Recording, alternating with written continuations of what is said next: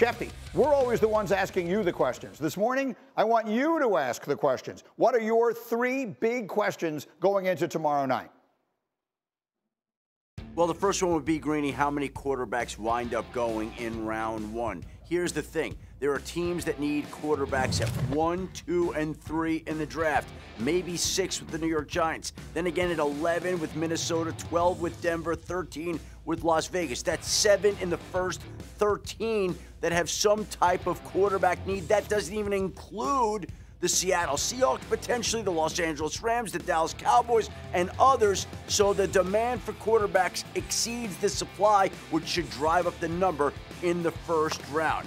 And then the next question will be, which is the first team to trade back in the draft? And I think the first team could be New England, depending on the types of offers that they get. They're more inclined to stay at 3 and not move out of that spot. The signs point to Jaden Daniels going 2. That would leave New England on the clock.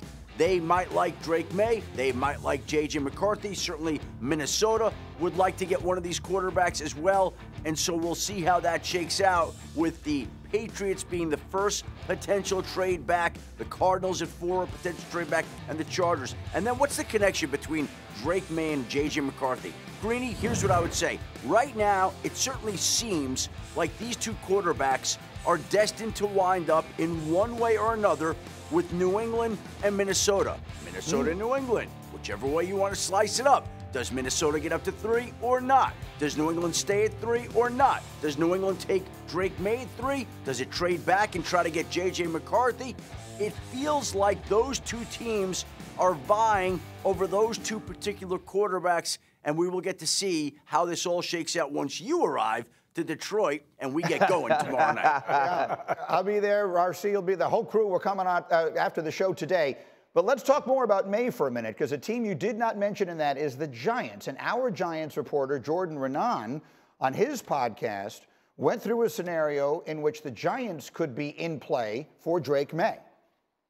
The Giants are looking into trading up in the draft. Number 3 with the New England Patriots. Number 4 with the Arizona Cardinals. Those are the 2 sweet spots. Number 4 still seems more likely to me, but when you talk to league sources, the belief is that if the Giants move up, and they do trade, and they're trying to trade up, it's for Drake Maye. Schefter, what are we hearing there? Well, here's the issue with that.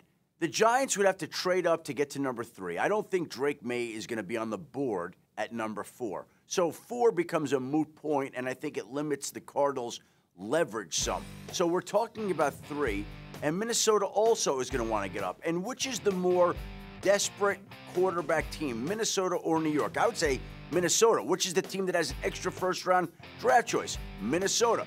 So Minnesota is better armed, more desperate than the Giants at 6. I think the Giants have done a ton of work into the quarterbacks, but it feels like they would take a quarterback if it worked out for them in the right situation. I don't know that they're going to take this big swing at a quarterback when they have these other needs as well, and they already paid Daniel Jones a year ago. Could it happen? Absolutely. That's part of the fascination of the draft. But the Vikings are better armed, more desperate, more anxious to make that move, and we'll see whether the Giants can figure out a way to get in front of them, or New England, to take Drake Maye. But I think the signs point to Drake Maye going 3 right now, so the Giants would have to get there. All right, well put. I'm told you have a call to take, so go take that, then break a story in a minute with us here. Schefter, there's no more exciting sentence than Schefter has a call to take. So let him do that, and he'll be with us as the morning goes on. What do we think of that? You got Minnesota wants up. The Giants want up. The Patriots control that, basically, right? The Patriots get to decide if they stay where they are or move out. How do you see it? Well, I think, though, if you're the New England Patriots, you have to look at yourself and say, we aren't just a quarterback away. There's a ton that we have to do on this team to put us back at playoff caliber play. And so I want to see what teams are willing to offer to get up and get Drake Maye. I want to see what you'd want if you want to get up and get J.J. McCarthy. You have a guy like Jacoby Brissett who started in this league. He's been experienced in this league. He understands leadership. Gerard Mayo should have the leash and the leverage to build a football team. So hell yeah, I want you to call. I want you to make sure you let me know what you're willing to give. I'm trying to get a Trey Lance plus sort of haul for one of these quarterbacks. But when you listen to what we're hearing from Schefter about the New York Giants, they aren't really working to get in that spot. And right now, you got Hyatt, Slayton, Robinson. It don't matter who the quarterback is. He ain't got nobody to throw to. Right. It don't matter who the quarterback is. Ain't nobody to protect him. And so maybe you should start building a team so when you do get a quarterback, he has an opportunity to succeed. You know, when you brought up the point about the Patriots, we've been talking about, like, the Patriots don't really have an infrastructure right now to really support a rookie quarterback right now. And you got Jacoby Brissett. If you're able to get one of these desperate teams to move up and give you a king's ransom for that, I mean, that to me makes the most sense in the world. But as far as, I want to go back to Drake Maye. Like, Drake Maye, the prospect, and we talk about the New York Football Giants. I think people don't understand this one aspect. And Ryan, we were talking about this in the production meeting. Like, Drake Maye seems like the forgotten quarterback. We talked about all these other guys except Drake Maye. Drake Maye comes from an athletic family. Both his mom and pop were really good athletes. He's a very good multi-sport athlete, which, by the way, people value that. Like, evaluators value guys that are really good in multiple sports. And I think I think going to a place like the Giants, and you talked about the Giants, and trust me, they don't have a lot to support him. But I will say they do have Daniel Jones. You let Daniel Jones play while at the same time continue to build. You want Daniel Jones to be somebody tutor? No. You trying to fail the class. You know where Daboll's with? Josh Allen. Right. For sure. Let me throw a different thought at you here, and I like the way you're thinking. There is a scenario, I don't know how likely this is, maybe Schefter could tell us, but where the first 5 picks in some order are Caleb Williams, Jaden Daniels, Drake Maye, Joe Alt, the tackle, and Marvin Harrison Jr.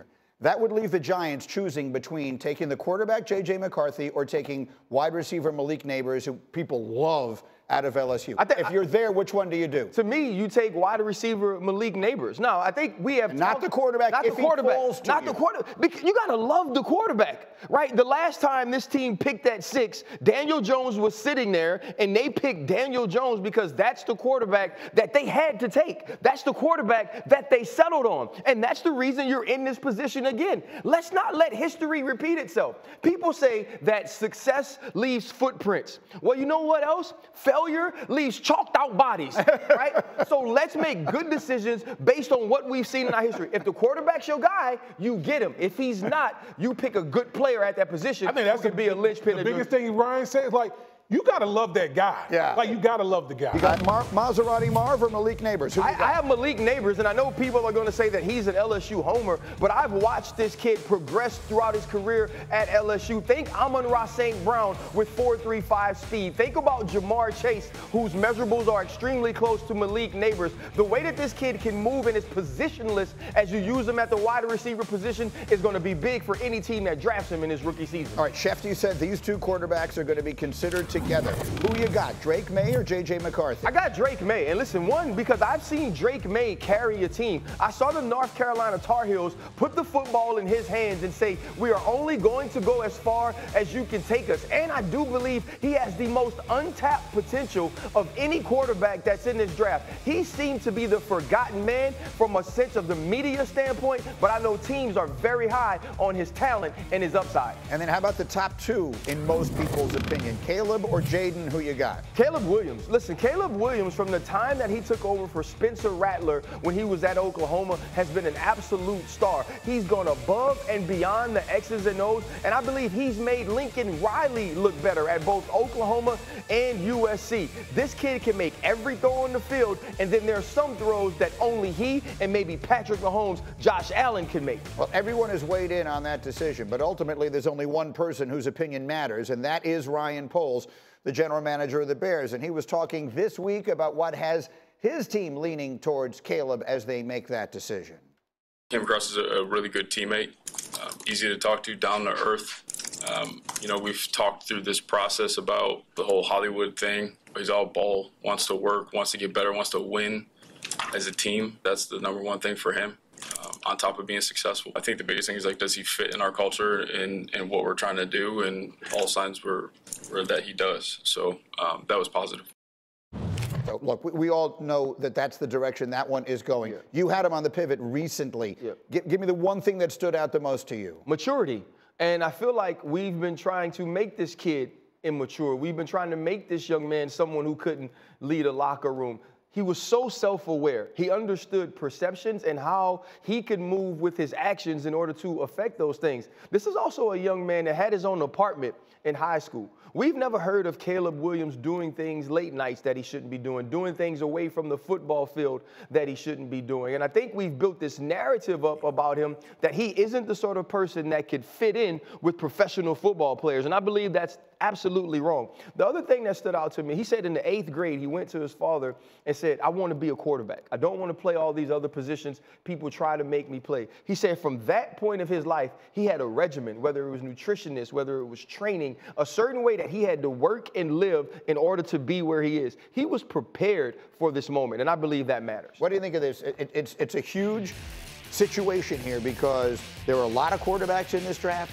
The Bears made a decision to move away from one who many people believe has a lot of potential, and he walks into a team that wasn't the worst in the NFL last year. So there will be expectations on him immediately. Absolutely, but I mean, listen, if you're Caleb Williams, what a great situation to probably be walking into in Chicago. I mean, think about it. I can't even remember a #1 pick having the type of infrastructure that the Chicago Bears going to be giving him from day one, whether you're talking about offensive line, which, you know, is a pretty good offensive line. You know, you're talking about DJ Moore, Keenan Allen, you know, DeAndre Swift, like the list goes on and on. The Chicago Bears have really done a really good job of using their assets to really form this team around this potential #1 quarterback. And I mean, listen, you've heard me rave about Minnesota Vikings. Chicago Bears is a really good team. But isn't that what you're supposed to do, though? Like, Greeny, when you found out that you were going to be a father, you didn't tell your wife, hey, let's not do nothing in preparation, and then when the baby gets here, let's wing it. Right. No, you're going to make sure you have the crib. You're going to set up the room. You're going to make sure you have what it takes in order to raise the child properly. That's what the Chicago Bears have done. Finally. They understood that they had this pick, and they had an opportunity to have a young man be successful. Let me get Schefter in here because, Adam, they not only are choosing Caleb Williams ahead of Jaden Daniels and Drake Maye, but also ahead of Justin Fields, who was right there, and they could have made that decision. Take me through their decision process best we know it.